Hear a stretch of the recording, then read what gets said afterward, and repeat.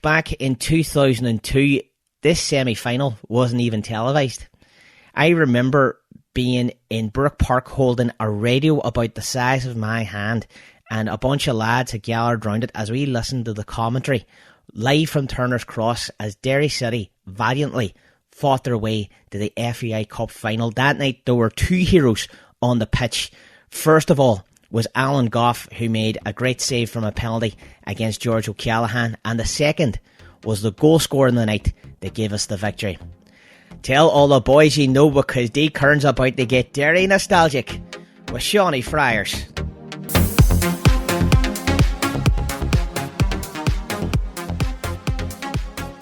That was a long trip, obviously going to Cork's long anyway. Got the excitement of the game, and playing a big game like that, you're looking forward to it, you're prepared for it all week in training. And you just want the game to start. Nobody wants the bus journey down, and you're trying to relax and you're thinking about the game and you're thinking about different outcomes and different scenarios, just as every player does, they're pitching themselves playing and different moments in games. And just for me, just felt long, but that was just purely because we just wanted the game to start. We're here to play football, let's just play football, let's get off this bus and play. Going into that semi-final at Turner's Cross, Cork City had a very, very good home record, whilst Derry's away record was patchy. Did you and the lads feel like underdogs that day, or was there a quiet confidence amongst you in the camp? To be honest, we knew going down there they were very good at home. We knew that a big support at home. We knew it was going to be a tough game, but we had a lot of quality in our team. And no matter what games, and even the times when we were losing games, we knew that we had enough on the team to beat anybody on any given day. And I just think the nature of the players that we have, it's some big name players, Liam Docks and Pizzas and Liam Coyles, and we had match winners and we had, experience was on the team. So people may have seen it as an underdog, but we were confident we were about it. We'd go down there and get a result, and fortunately that's what happened. Noel King, the Tuesday before the game, had written as Kinger's Corner in the Derry Journal that Derry were not the league's most attractive, but they showed, as he quoted, resilience, determination, and played to their strengths.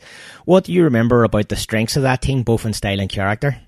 That alone, just style and character. We had a great mixture of experience and youth. We had leaders on the team. We had people who could be nasty when you needed to be nasty, and we had people who could win you a game. So I might have been battling for periods in games and digging in and hanging in there and listening to your experienced players, the older boys in the team, getting the shape right and regrouping the boys, and then getting into the final thirds. We could always hurt people, in certain areas, and we were never out of games. We were difficult to beat, and even though we didn't have an outstanding season that year, but we had enough that we knew that we could go and win in Cork and we could go and win the final if that was the case. Knowing that you've got that experience and physicality and aggression and know-how and quality, you're always in my shot. You talk about it quite poignantly, whilst David Kelly last October told me that you were all a bunch of nutcases and psychopaths. No, he's right. We did have a team of characters, let's say, but Ned fitted on really well too, and we really enjoyed his time here too. So, and for me personally, it was great, Ned coming in, because Ned, we haven't played across the water for so long. I was able to kind of know where he would be, for him to know what I was going to play at, things like that. I felt when Ned come along, my game probably upped a wee bit as well, to be fair.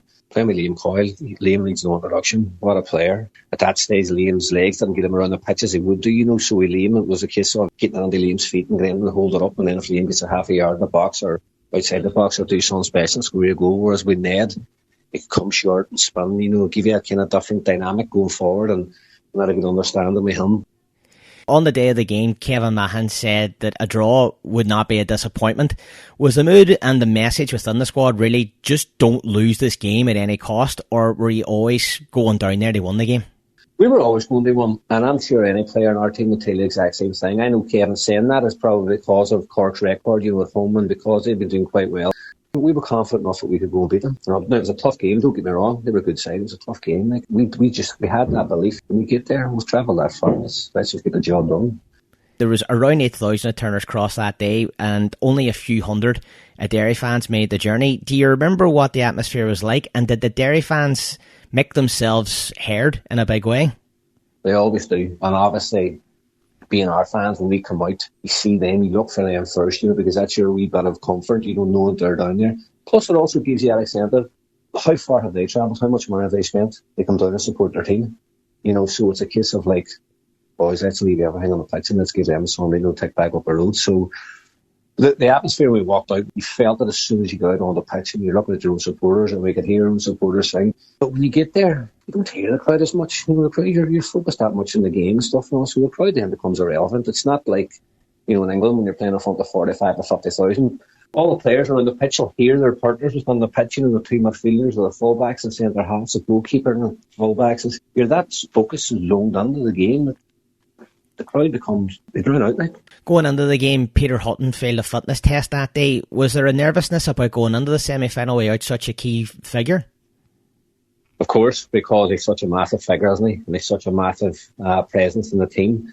But again, in football, you know, we had a squad and we had players who we knew were good players, and we knew that, you know, whoever was coming in, if you're playing for Derry City, you're a good player.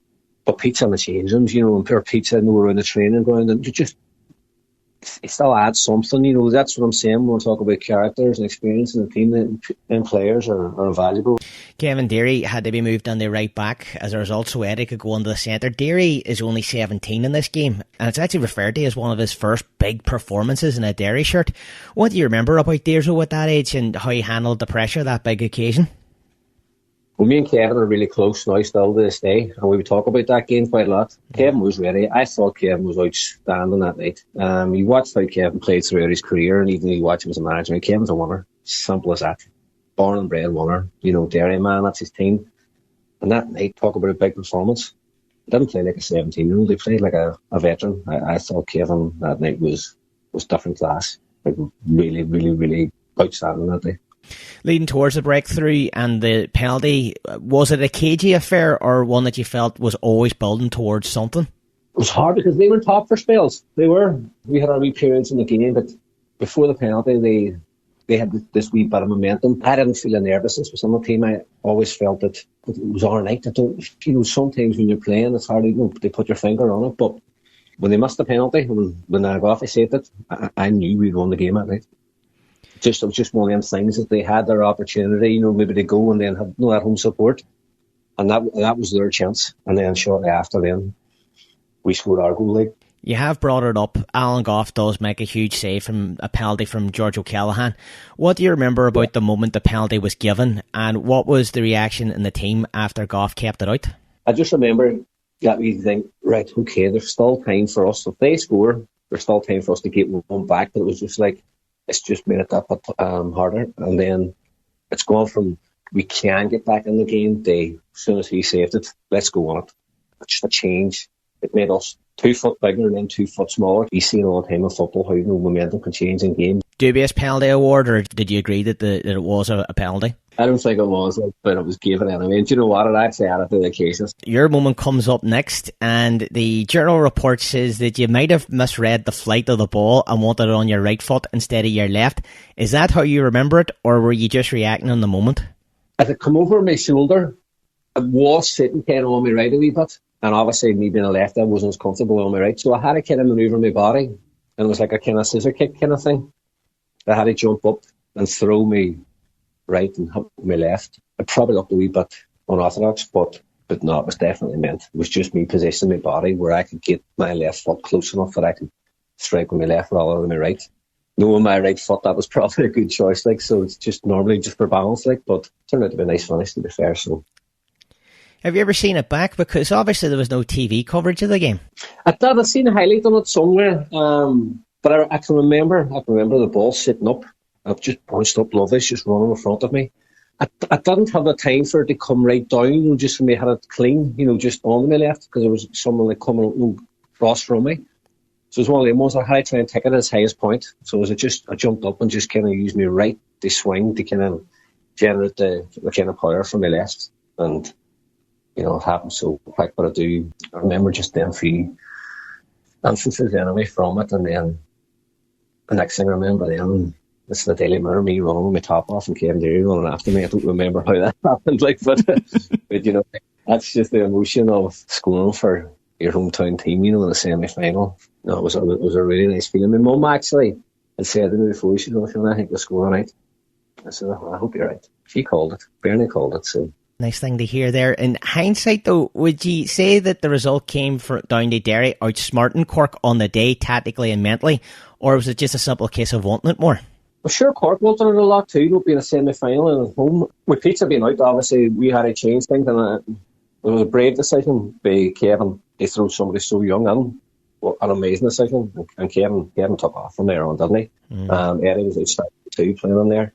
We always just felt that we had enough quality in the team, that we go head to head and see who comes out on top, and we did. I think it would be unfair to say that we wanted it more, because Cork were definitely well offered.